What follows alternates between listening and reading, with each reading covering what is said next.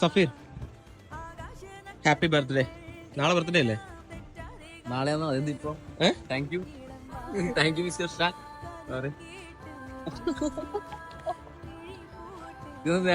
Wife വന്നിട്ട് വൈഫില്ല.